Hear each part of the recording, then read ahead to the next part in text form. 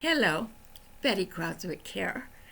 I want to talk about Donald Trump today and his attitude towards the protesters and the rioters that are making their feelings known south of the border.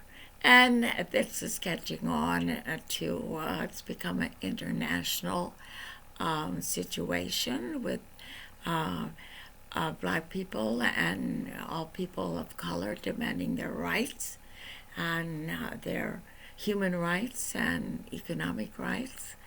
And this is settled also into Canada, which is a good thing because we have a terrible history of our own about how we treat people of color.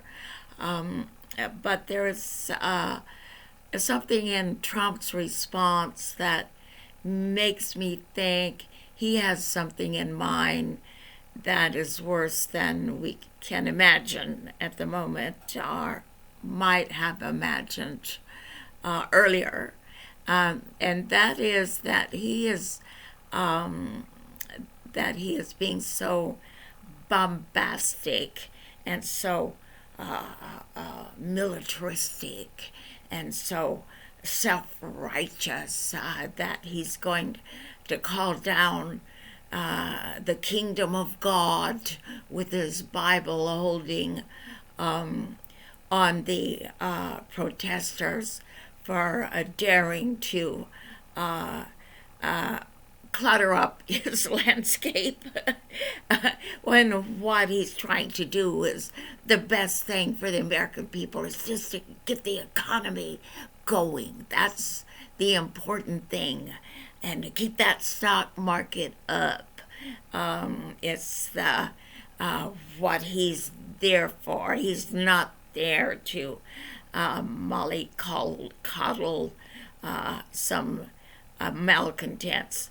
However, I'm thinking that he has a bigger plan actually in his response, and that may be, this is just a suspicion, but I nevertheless suspect this, that he feels that if his response can uh, ratchet up the a like response from the protesters and the rioters, that this will give him a good excuse to bring home to the legislatures that actually the American military needs to be called in.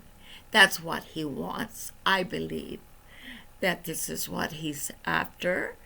Because if this can happen, if he can bring in the military, then this in more ways than one, like a military coup, it would be like the military taking over the United States of America with Donald Trump still the president and with the elections sliding off the scale down the way due to the crisis of having to bring in the military, that the military and Donald Trump will just now have a clean highway to rule.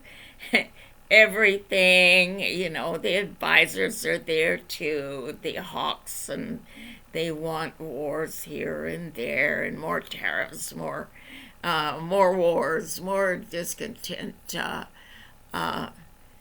So this is what I suspect Trump may have in mind. If this should by any chance turn out to be a real scenario, then there has to be ways for Canada to avoid getting sucked into this vortex, and I think that's possible. And I'd like to talk about that next time. Okay, thank you. Bye.